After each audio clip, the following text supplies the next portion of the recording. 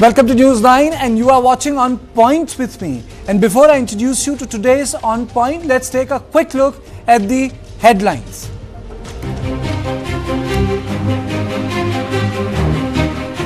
India condemns attack on Hindu temple in Brampton by Khalistani extremists and calls on the Canadian government to prosecute the perpetrators.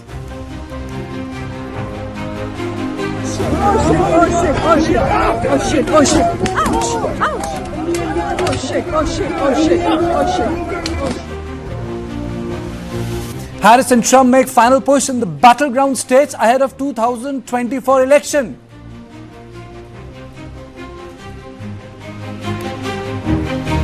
Lokayukta summons Siddaramaiah for hearing in Mura case on November 6th.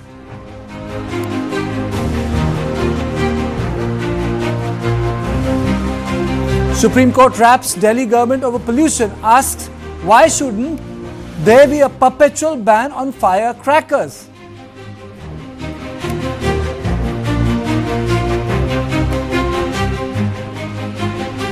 EC reschedules Uttar Pradesh, Punjab, Kerala bypolls from November 13th to 20th.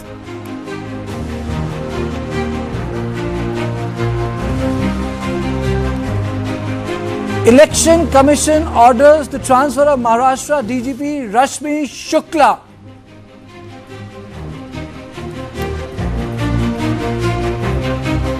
JMM-led coalition is an alliance of infiltrators, says Prime Minister Modi in Jharkhand.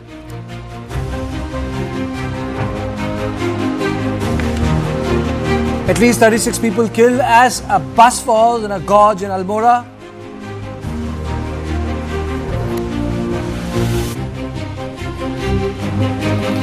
Ruckus in Jammu and Kashmir Assembly's first session after PDP MLA moves resolution against Article 370 abrogation. And guarantees granted to the people of Jammu and Kashmir.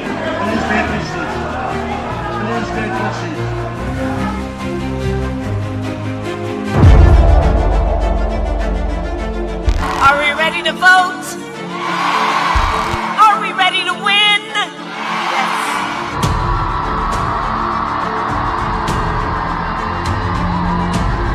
This one is a total stiff. You can't have her as your president.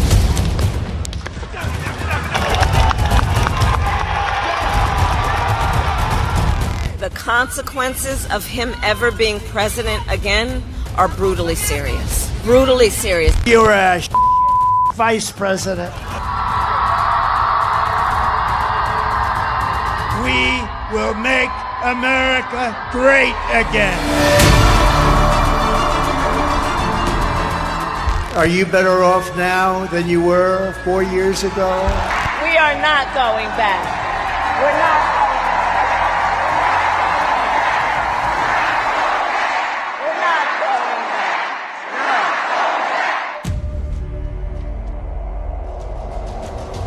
back. Welcome to the special broadcast of the United States elections. As the day closes in, the battle has become intense and personal. Kamala Harris and Donald Trump are leaving no stone unturned to touch every constituency. Both of them made a special outreach to the Indian American community in unique ways.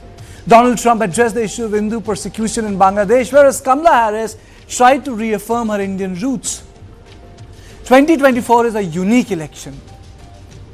There is no middle ground between the Republicans and Democrats on most of the issues. Then there is a real danger of violence after the elections. The stolen election has already made a comeback as a political theme. But what is of great importance is that Harris and Trump have very divergent views on issues that will impact both domestic economy of America and the world at large. Since there is no political middle ground, either new rules will come into play or huge stalling will happen. The key issues would be trade, technology, tax, climate change, workforce, and regulatory environment. It would be important to note that these issues have wide ramifications. For example, a lack of regulation of AI will have a global impact. The position taken by the new administration on climate change would have far-reaching consequences for poor countries. Trade is another area of concern, especially in context of China, affecting supply chains. If taxes go up in America on imports, it will have a direct bearing on India and many other economies. So before I introduce my guests, let me take you through two important bites of the presidential candidates. I would ask, in particular, people who have not yet voted, to not fall for his tactic, which I think includes suggesting to people that if they vote, their vote won't matter. Suggesting to people that somehow the integrity of our voting system is not intact so that they don't vote. And again, I think that it is a tactic. It is meant to distract from the fact that we have and support free and fair elections in our country. We did in 2020. He lost. And the systems that are in place for this election in 2024 have integrity. They are good systems, and the vote of the people will determine the outcome of this election, and everyone must know that their vote is their power to determine the outcome of the election, and their vote will count. It does matter. Our country is a crooked country, okay? It's a crooked country, and we're going to make it straight. We're going to make it straight, and it's not an easy thing to do. The real Democrats want to have things like voter ID. They know it's crooked. There's only one reason you don't want voter ID. There's only one reason, and that's to cheat. There is no other reason. There's no other reason. And they do cheat.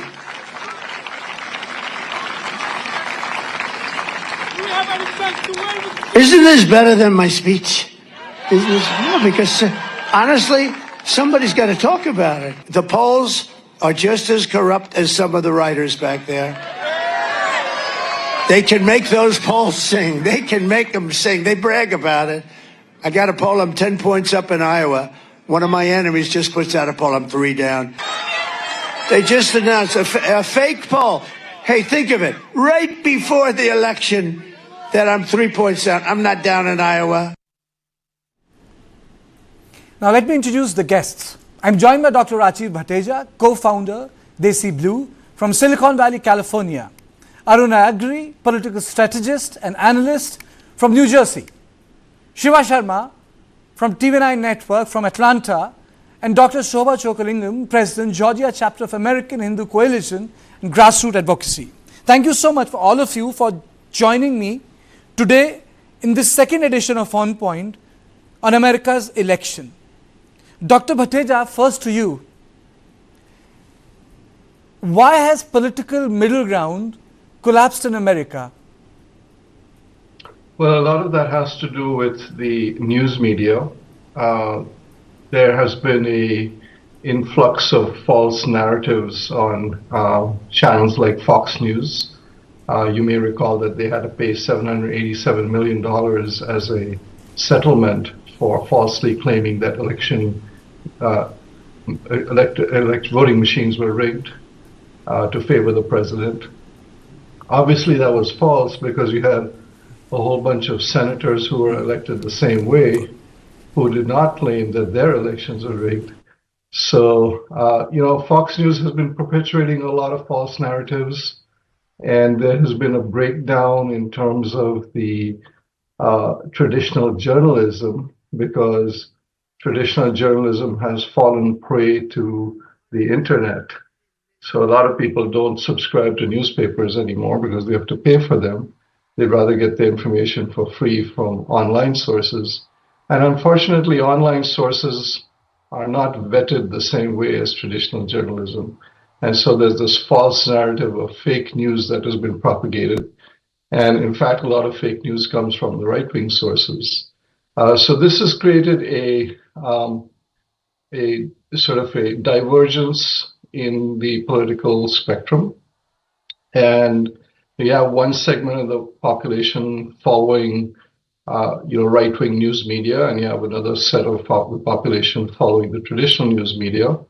And so instead of focusing on a common set of facts, you see fictional narratives being created. And I have to say, some of that is on the left, but most of that is documented on the right. There's not been a case of a left-wing news media paying hundreds of millions of dollars in damages for fictional narratives. So I think that's one of the main reasons why you've seen polarization in the US today.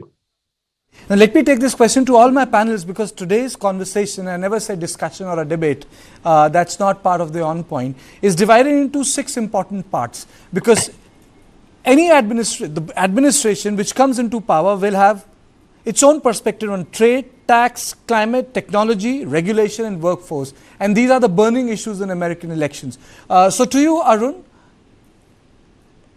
is there a specific reason why that there is no political middle ground in states today? Yeah. So thank you for inviting me in. It's a pleasure to have you on my show, Arun. Yeah. Thank you. So, as Mr. Bateja rightly pointed, media is one of the reasons. But again, I have a journalist background, so I respect the First Amendment of the U.S. Constitution, which gives the freedom of speech. So I do not blame the media completely.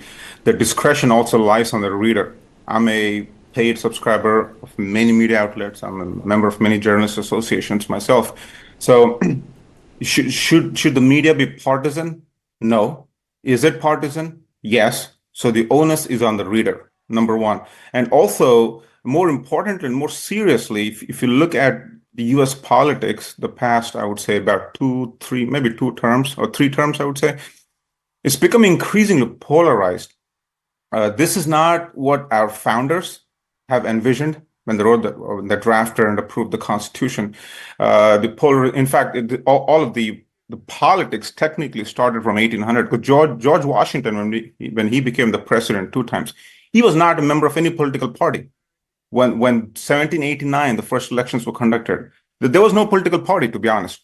This whole thing started, the whole chaos started from election of 1800, which is why it's my favorite elections ever. But however, there was a peaceful transfer of power. So polarization, undermining election integrity, undermining the democracy, the constitutional values. And also, I would also like to throw in an interesting dimension here, which is congressional redistricting and reapportionment. So every 10 years, after the US Census is released, there's something called as congressional redistricting. So the number stays the same, which is 435 in the House, but the electoral votes assigned to each state changes. The reason why I'm mentioning this is something called as gerrymandering happens as part of this, which means intentionally benefiting a certain party or a community or a group, so the other parties can win, right? So that is, again, something not good. And most importantly, social media. I mean, and you mentioned AI. I'm so glad you brought it up. Even India has to catch up. I would say Europe is much ahead. You see, Arun, the issue is that the level of the development of the AI in the United States of America is pretty different from the level of AI we are talking about countries outside the United States of America. I just don't want this discussion to become India specific. So if one party says that there should be no regulation AI, there should be a loose regulation AI, it would have a dramatic impact on the other countries. Or if the president says there has to be a regulatory authority on AI, then it will create a different model. So, the developments which will take place in Washington in next 3 months will have a direct bearing on certain crucial issues. So just let me go across to Shiva Sharma. Shiva, in your assessment, do you think that the collapse of the political middle ground is because of the technology on your mobile phone, which allows you to express opinion, but then also end up creating noise and not substantive news, as Dr. Bateja says, the old-fashioned real journalism used to do? Absolutely. Basically this social media and the media, the Arun and Dr. Rajiv said, it is the same. I agree with them. But at the same time, Dr. Rajiv said, hey, about Fox News and all. So other than Fox News, all media in channels, whether it is electronic, whether it is print media, everything, they support to, one party. So that is everyone is aware in this country. So, I mean, we should not say only one channel is this, one channel is that, something like that. But again, when it comes to social media also, social media, last time what happened, the Twitter, they banned President Trump. He was president that time. Okay. He have to start, truth and all, on his own. So the social media, definitely the impact, definitely it will be there, but, it should be, I mean, people, whatever they want, they're posting it. The impression is going bad. That is what I see. Now, let me go across to Dr. Shobha Chokalingam. Dr. Shobha, the three panelists have already spoken about the collapse of the middle ground. My question is a little different for you. Out of the trade, tax, climate, technology, regulation, and workforce, which would you say is the most important issue, and which will have any change in this regime will have the far-reaching consequences in terms of economy, the global economy? Thank you, Kartikeji, and namaskar to everybody, and it's so great to be here. I want to answer a little bit to your previous questions itself. Please go ahead. Why did the middle order kind of collapse?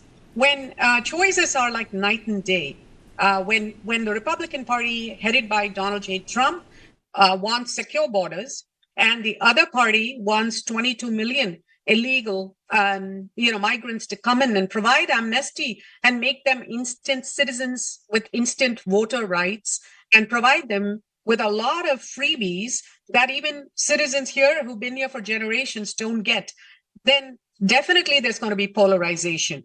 And if President Trump wants to stop wars in the world, while the other party, the Democratic Party, wants to continue Ukraine and pour billions of dollars, while Americans here are suffering after pretty bad storms in North Carolina, Georgia, Florida. FEMA's bankrupt.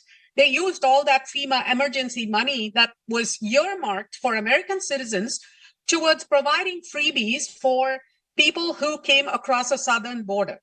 And there is so much of women trafficking, child trafficking, and the Trump government had made it mandatory to have DNA testing for any adult accompanying a child. Day one, the Biden administration canceled it, and now we don't know who's accompanying the children. And what we hear is a lot of pedophilia is happening. That's not what the United States is about. Secure border is important, and peace in the world is important. The very beginning of this administration, they cut a check to, or maybe last year, sorry, not in the beginning, but still that move was made. They cut a check to Iran, $6 billion, and then October 7 happened to Israel. So a lot of foreign policy blunders by the Democratic Party in this current administration versus President Trump is a visionary. He wanted the Abraham Accords and got it done. And that really paved the way for the U2I2. And where Israel, and did we ever think in our lifetimes we could see that? So, those are the peace accords that he has done. He made sure he really spoke to Taliban. But the pullout was very messy by this administration that we all had the world to see. And as a Hindu American, I'm very concerned about the way Bangladeshi Hindus are being treated right now. And that sudden regime change, despite a lot of, recommendations by India to not put a very radical kind of a government there, and that Sheikh Hasina is very good for the minorities. They can be peaceful there. Still, that was not even heeded to by the current administration. And then they just went on to do a regime change, and Bangladeshi Hindus are in a throe of genocide. So when the policies are so different like night and day, there is definitely going to be polarization. And I also want to point out to the very tough stand that the President Trump administration took and Mike Pompeo took on China.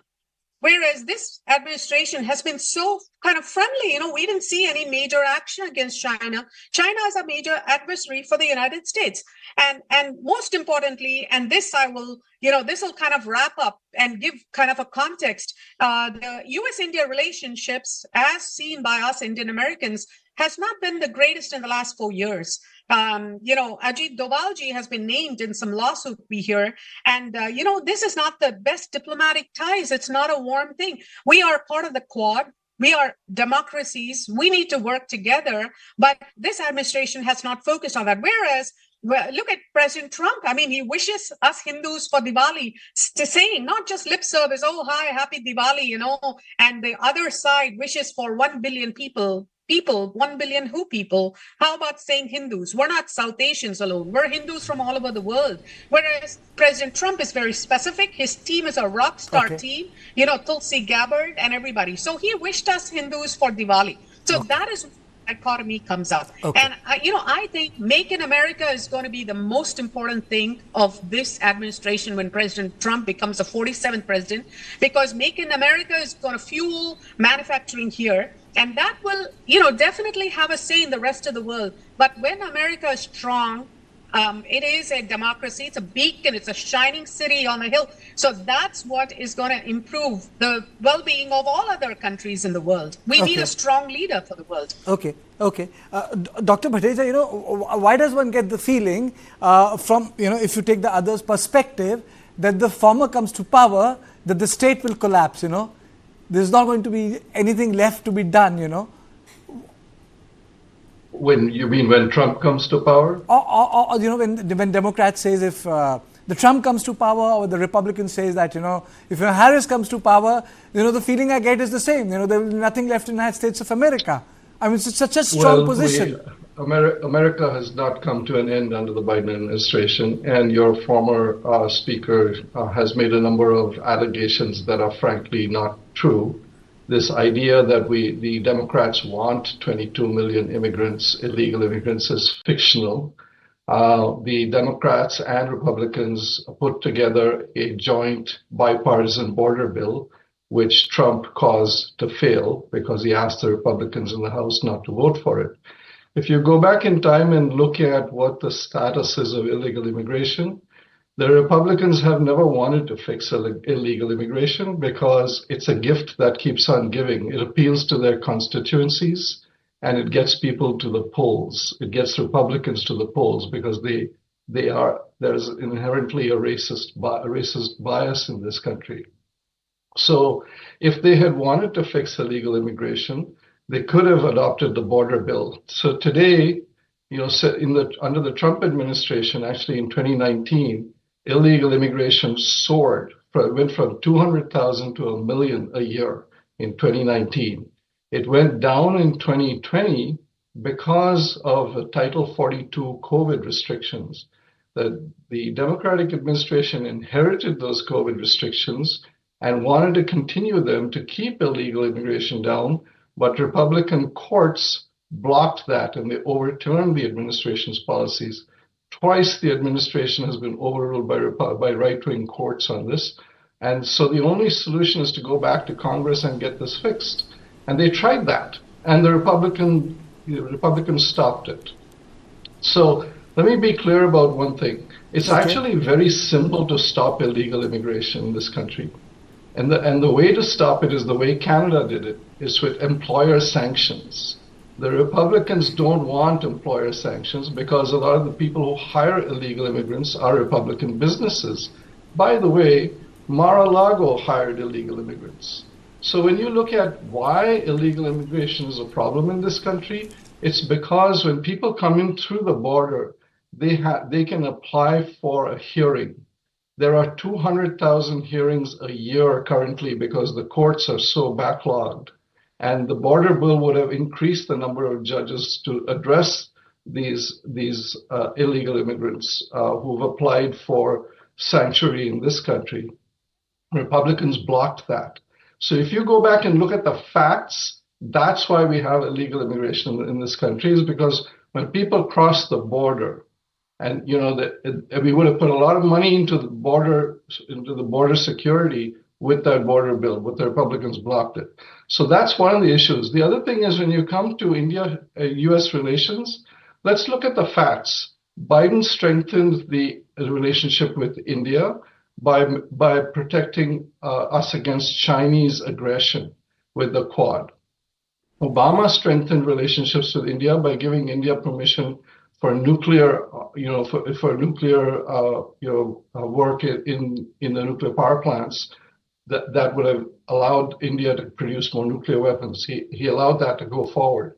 He had arms deals with India. In fact, what Trump did with India is he imposed tariffs on India, and he's now proposing to increase tariffs to 60%. So when Tata wants to sell Range Rovers in this country, when they want to sell Jaguars in this country, when we want to import goods from made in India into this country, there'll be a 60% penalty on that. So think about that when we talk about which presidential candidate is better for India. And the last thing I'll say is you need to think back about which president is actually better for the economy. The last 3 Republican presidents have given us severe recessions. George H.W. Bush gave us a severe recession in 1991. George W. Bush gave us the Great Recession in 2008. And Trump gave us a COVID-based recession, which was made much worse because he ignored the advice of his own infectious disease experts. This is a man who thinks that he knows more about infectious diseases than infectious disease specialists.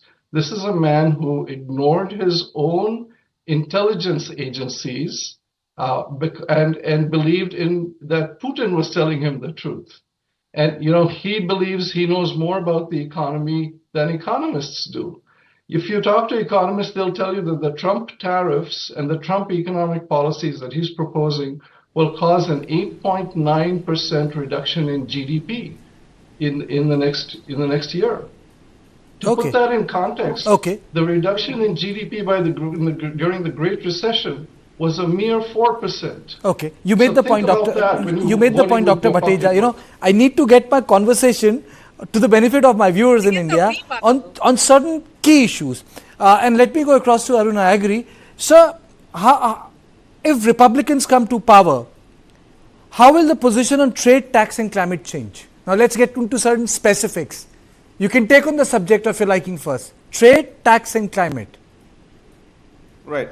The panelists have touched upon so many topics at which I literally salivate. So I'll just make a generic statement and then I'll get No, you can have a suo moto, but I thought, the conversation, the fact that, I'm able to get in touch with all of you and you're very keenly observing the elections there. So the people in India should also benefit from this conversation in the sense they should be able to distinguish if the Republicans are in power, this is how the trade is going to change. Or if Democrats are in power, this will be the tax regime. Or if the Republicans come to power, their position on climate change would be different. So how will it affect India, So at least there has to be a connection. So that's why I asked you that question. Please, you can have your suo moto. Okay, sure. Yeah, okay, that's fine. Thank you for that. So I want to make one thing clear. When one candidate says that the American economy will collapse, when the other candidate comes into power or vice versa, I would dismiss that as a pure electoral, rhetorical hyperbole. Because and both the candidates, and I met both candidates in person, both candidates know that this election season, you got to raise the emotional temperature a little bit, and that works normally. It shouldn't, but it works, and it shows its footprint on the electoral results. That's fine.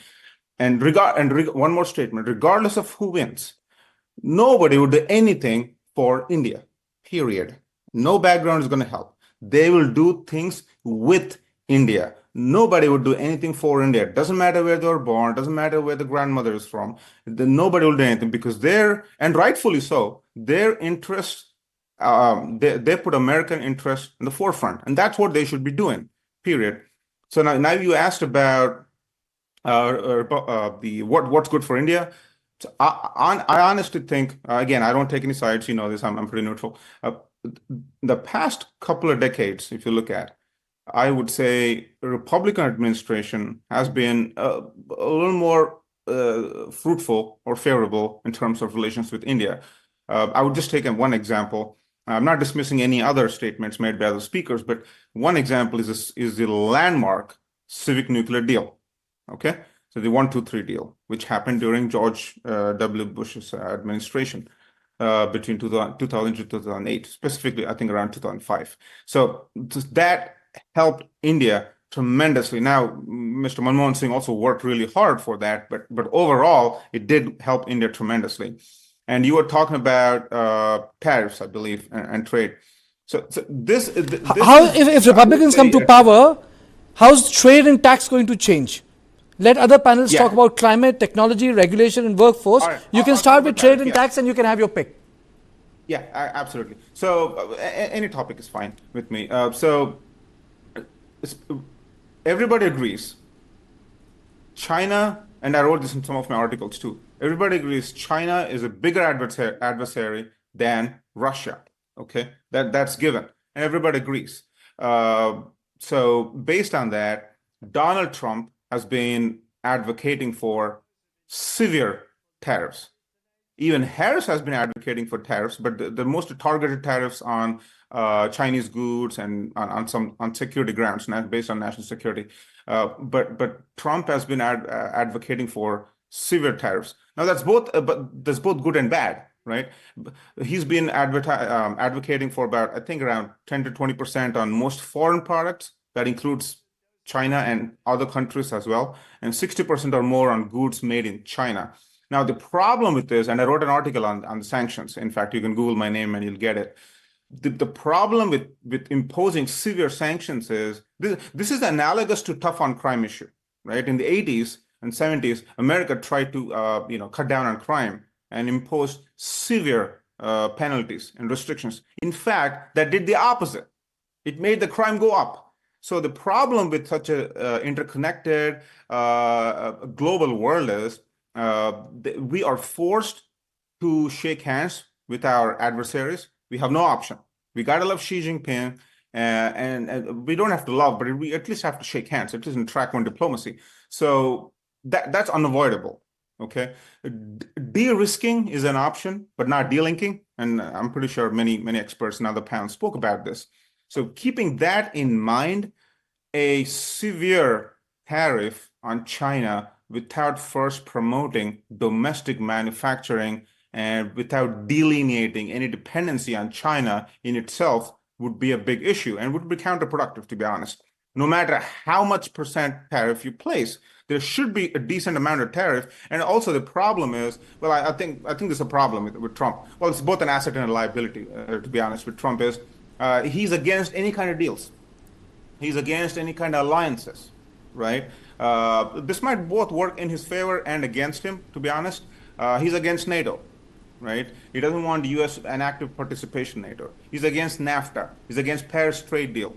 So, which is why we lost the Pacific partnership, TPP. So things of that nature. So you gotta work with your enemies, especially in diplomacy. He's a great businessman, I believe. He's definitely not a politician, which is both a plus and a minus for him.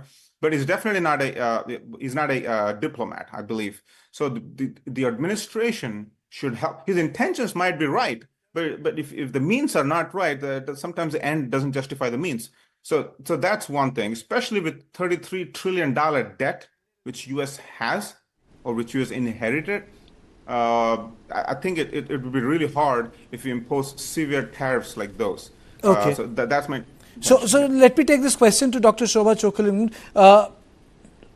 Then how would India be impacted if the tariff rates are going to change? If the tariff rates are going to change, he has strong views on the trade. He has his own views on climate change, in which says it doesn't concern us. Then how do you think that India is going to be impacted? Prime Minister Modi is pretty much committed to climate change. He has been pretty vocal in meeting all the global climate timelines. That's one. Secondly, trade, if the tariffs are going to go up, how does it impact other countries like India?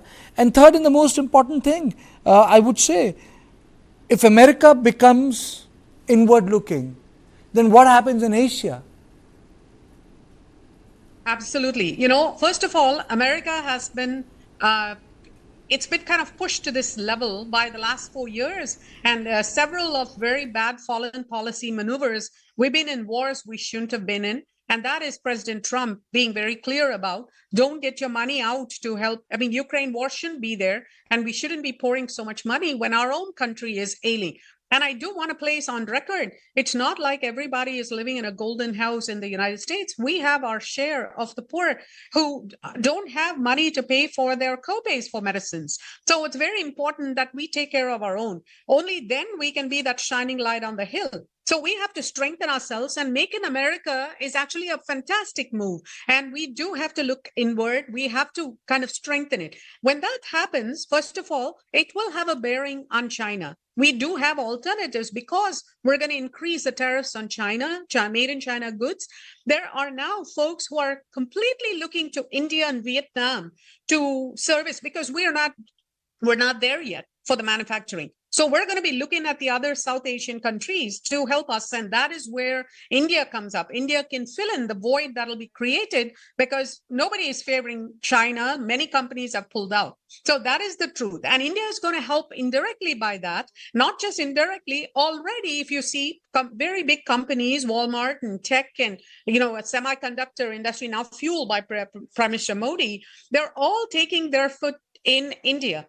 And that way it'll help India. Now, in terms of tariff, India is no longer the India that we know in the 1970s and 80s. It's got a fantastic 7+ point growth rate. So if there is a little bit of tariff, India will still get to gain. There's $125 billion+ trades going on. It'll only get to increase because the policies and the leaders have a great rapport. I met with President Trump recently. I spoke with him and then met him, and he just remembered the phone call, and he just loves India. He wants to assure the Indian Americans, he said, you have my support all the way. And Prime Minister Modi is a fantastic guy. That kind of a rapport is going to help fuel both economies. Now, he does what stand President Trump takes in terms of the European countries. I think it's very right. They've been kind of not paying their dues, and I think we have to take them to task. You can't just say you're part of NATO and just get the fruits of it, but you don't pay your dues. So I think it takes a president like Trump to do that. But in terms of U.S.-India relations, I also want to say, the Quad was put several years ago, and it was kind of rekindled with Prime Minister Modi and Abe of Japan and President Trump. So that administration is who rekindled the Quad. And then when we are part of the Quad, President Trump will no way, send out what's happening now. A lot of things are happening in the diplomatic area channels, where with Canada, there's friction in Canada. And all of that will not happen with the President Trump administration. I know the State Department will still keep doing its job, but still President Trump, he's the one who was supportive of India when Article 370 was abrogated. Not a word from him, because he firmly maintained Prime Minister Modi knows what to do. It's India's internal. He was in New Delhi, in India, when the Delhi riots broke out.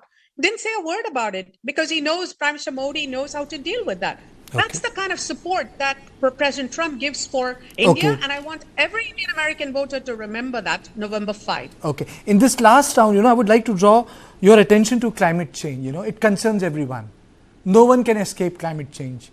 I mean, so the naysayers can say it, it's not here, but the people need to go to poor countries, see poor people getting affected by climate change. Their livelihood, what they eat, the lack of water, it's all related to it. So, Dr. Bhattacharya, to you, do you think that the policies will change dramatically? Technology, trade, as per the position Donald Trump has taken on climate change? Will it have a dramatic consequence globally?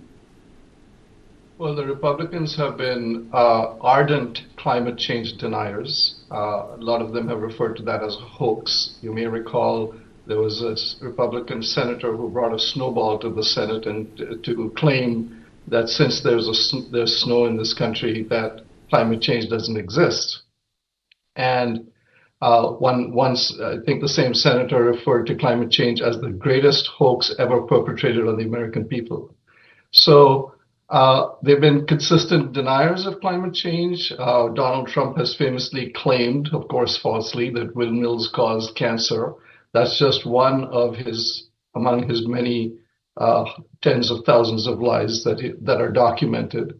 He wants to promote fossil fuels, and he just doesn't. This is a man who wanted to, address a hurricane with a nuclear weapon. So when it comes to climate change, and also he wants to remove the incentives on producing solar energy. So when it comes to climate change, he's also against electric cars. Depending on, I guess, whether Elon Musk is supporting him or not, he may or may not switch that.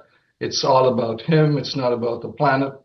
So when it comes to that issue, there is going to be severe impact. There already is a severe impact on climate change. People cannot get home insurance in this country. So home insurance rates have tripled because of the impact of climate change. So that's happened in Florida, it's happening in California, it's happening in the southern states, in North Carolina, Georgia, and all of those areas. So when it comes to that issue, putting your head in the sand. One thing I would like to ask you. Sorry, Dr. Bhattacharya, I'm just butting in. The one thing I would really like to ask you. Globally, the world has seen the wildfires in California. We are an interconnected world. The frequency of hurricanes have increased in Florida. The devastation it has brought to the southern cities, the displacement. Aren't these the issues in American election? They are, but how do you address them? You cannot stop a hurricane by blowing it up with a nuclear weapon. You have to address the fundamental problem, which is we're putting too much carbon dioxide into the atmosphere. And the way to do that is to promote renewables, promote solar, promote wind, promote hydroelectric. And in fact, a lot of countries are moving in that direction, and the US is lagging because adoption of electric vehicles is really slow in this country. And the Biden administration has tried to promote that by providing incentives for people to use electric vehicles and by putting more charging stations out there. And if Trump comes in, he feels that he wants to, he wants to drill in the Arctic, reserves, which are pristine areas that have not yet been exploited in terms of petroleum assets. So these are fundamental problems that, the solutions are long term. You have to invest. You cannot just flip a switch and bring carbon dioxide down. You have to invest in renewable energies. You have to invest in non-polluting sources. And that's how you can address these issues long term. It's taken centuries to create this problem. And so to solve this problem, you can't do it overnight. You have to invest in the right technologies to do that. Your thoughts on it? Is it going to have a huge impact in case there is a shift in administration? Yeah, thank you. So I know you mentioned about the wildfires and things of that nature. I lived in California for a long time as well. So these are recurring issues, not to be insensitive, but they are recurring issues, and they gain attention only if it coincides with the election cycle. For example, the hurricane, which happened a few weeks ago, all the presidential candidates were there. There's a lot of hype in the media only because it happened a couple of months before November in a 2024 election cycle. Now, that said, I think this my opinion is on this: the Western states or the industrialized states or the first world nations, whatever you call, they should stop being prescriptionary. Okay, they should stop teaching. They should stop lecturing the other states in the world what to do. Sure, climate change is happening. I'm not denying it. It has devastating consequences. But the so-called industrialized states, there was no climate change debate in at the time of Industrial Revolution, 1740s to 1760s. Everybody freely drilled, burned everything they wanted. Right now, they got to a position where they are in a prescriptionary pedagogic role. So that does not mean they dictate or they bully, if I may, the developing states or the global southern states, including India, any other states. I'm not saying everybody should rampantly start drilling without caring for the environment, but they should be given a buffer time. Many of these countries got independence only in the second half or the first half of the 20th century. They did not even have time to stand up on their own feet. America and other countries had like a couple of hundred years. So first of all, the industrialist states should stop lecturing, number one. Number two, yes, climate change, I think as much as what I said, climate change is a real deal. It should be dealt with, but it should be we call it CBDR, right? Common but differentiated Okay. responsibilities, right? That's how it should be. We cannot have one blanket overarching rule for every single country. We should look at how far the country is in Okay. terms of economic trajectory, and how far will it take to reach there, and accordingly, it should be in a phased manner, not wake up. Otherwise, we've seen what happened in Sri Lanka.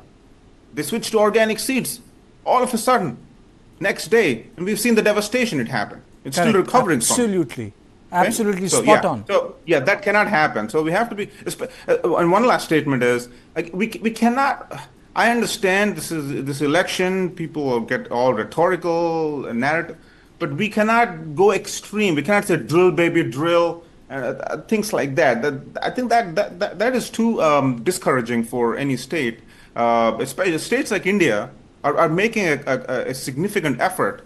Mr. Modi has done a fantastic job lately in the past couple of terms, and they have Vision 2075 or 2050 and things like that. They are taking it seriously, so they should be encouraged and given incentives, right, and not be pushed upon to make an overnight change. That's my deal. And the last point is, yes, climate change is real. U.S. should work in partnership, regardless of who wins or regardless of what their personal beliefs Okay. are, regardless of what their voter base believes. They should make a cognizant move and work in collaboration with other European and other partners as well. Dr. Shobha, I have a different question for you since the elections have come down to the wire. And I'll give you an analogy, the Indian analogy. Like in 2014, when Narendra Modi was the chief minister, the election by end of May was about corruption. In 2019, when he came with a bigger mandate, the election came down to nationalism. So now election has come down to wire very soon, the people will start to get the numbers, the voting process, everything will kick into action. What do you think is the most predominant issue? The one issue Border which is... safety. Border safety is very big. Border safety and security of the country, because we've had illegal migrants come in, and many young girls have been raped and killed here in the United States, and by those who came in. And that's because I want to say that during the Trump administration, it was less than 50. Now it has increased to so many. The gotaways that Homeland Border Patrol says is running into thousands. And I want to place on record that the CBP union has actually endorsed President Trump, because Vice President Kamala has not even once gone to the border in all those years that she was assigned there. They say she's never been there and never talked to them. And it was President Trump who actually wanted to seal the border for just $5 more billion. The wall would have been complete. And that was completely torn down on day one of this current administration. So border security and safety is tops. Next is economy. The inflation is 135%. This is by all means, this is the truth. And it's not a conspiracy theory. Interest rates have shot up so much that home ownership is a distant dream. So home ownership is not affordable, and groceries are so high. These are for working class folks who do 2 and 3 jobs. So those two are the most highest in the minds of Americans who go vote, because everybody saw how broke FEMA was, which is emergency management, disaster emergency management. When floods hit us, we want to take care of our American citizens. They gave $750, but then, the ones who come in through the borders without any legal rights, they get like thousands of dollars. That's that we cannot have. We cannot let go of our citizens, especially when their houses and their entire life has been swept away. These are very high tops. But I also want to say something to the effect of climate change. When people say they only see the surface, 2035, there was a mandate that everybody should switch to electric vehicles under the Biden administration. And guess where all those electric vehicles, batteries were coming from China. We shouldn't be subservient to China, number one. And number two, there has to be a transition. During the floods and everything, or during very cold temperatures, those lithium batteries, some of them exploded. So it's very important that we are not doing things only to fulfill China. Okay. And I will say this administration, in terms of US-India relationship too, it has been very successful in driving India away, so that now Russia, India, China has actually become a thing. They're doing things together, whereas US and India should have been the ones that have been the best, are the best friends in the democracy of the world. So these are the ramifications. I certainly believe, as a good Hindu American, we have to take care of Mother Earth. And, solar energy, wind energy, yes, absolutely. But we'll have a good set of advisors and put together a panel so that we look more into it. President Trump is very open-minded. Yes, we do have to use our petrol. We have to drill, because we cannot just like that switch overnight. We don't have the capacity to do that. And so to kind of take away the livelihoods of folks whose professions depend upon drilling and, natural resources, like, that's not fair either, right? We just want a transition. Okay, 1 minute to Dr. Bhateja. I know you want to come in. A minute to you. The time is not something which I control, sir. You have to give in. We can meet tomorrow, day after tomorrow, and you can have a longer discussion on foreign policy impact of in case Trump comes to power. But I'll give you a minute to respond. So then I'll close the discussion. You can respond to Dr. Subha. Yeah, I might have to have 1 minute for another rebuttal based on that. I'm sorry, absolutely. A couple of facts. Immigrant crime is much lower than domestic citizens' crime, okay? That's documented fact. So when we hear stories like, immigrants are committing most of the crime, or eating the pets, or whatever nonsense you hear, these are not supported by actual hard data. The other thing is, when it comes to things like FEMA benefits, those benefits were not given to immigrants. FEMA has its own budget for emergencies that, these are fictional narratives created by Fox News, and unfortunately these get spread the way they're being spread today, and they're just not true. The other thing that we really need to think about when we talk about Hindus is, the Republicans in the Trump administration support teaching the Bible in schools. They want to break the separation of church and state, which has been sacred in the Constitution. So when you hear, this is better for Hindus, keep in mind that this is a part of the population. The Republicans are part of a population that want a white Christian nation, and Trump refers to people from underdeveloped countries, and I won't use the term that he used about blank hole countries.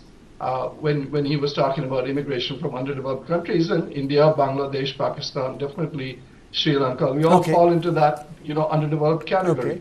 So let's keep in mind, this is a man who admires Adolf Hitler, who wants generals like Hitler had, and who supported a mob to violently attack the seat of government. Okay, fair enough. So fair enough. I think by end of it, yes, Dr. Shobha.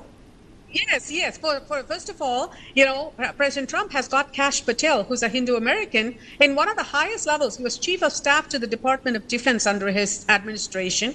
And we actually recently met with Kash Patel. We've had Congresswoman Marjorie Taylor Greene come to our Hindu events, and she's wonderful. They really embrace legal, lawful American citizens who develop the economy, and all they are saying is, you have a right to practice your religion. We'll protect your Dr. religion. Shobha, what is coming across my mind, Dr. Shobha? I thought at the beginning of the debate, maybe I'll be able to create some political middle ground, but I must admit it on here, I have failed to create a middle ground with you and Dr. Bhateja, I'll give it a shot tomorrow, maybe day after tomorrow, because the tenor of my show is very different. It's not to get two people with opposing point of views to fight. That's not the focus of my show. Focus of my show is to create a middle ground, or to reach a middle ground, or to reach certain points which are around the middle ground. But nonetheless, it just proves one thing, which I said at the beginning of my show, that I feel that there is a collapse of the middle ground. Radical centrism in American politics has evaporated. So I would like to thank all of you and remind my viewers, tomorrow at the same time, we will have a special broadcast on United States election, but this time, which is tomorrow, it will be on the foreign policy implication if Trump comes to power. And then we will decipher how will that affect West Asia, Ukraine, Taiwan, Quad, and other developments that have reshaped the world in the last 4 years. Thank you, all of you. May I request every Indian American to cast your vote. Our population really want to make use of this platform. The Indian Americans are single digits. Doctor, I've really fallen short of time. Thank you.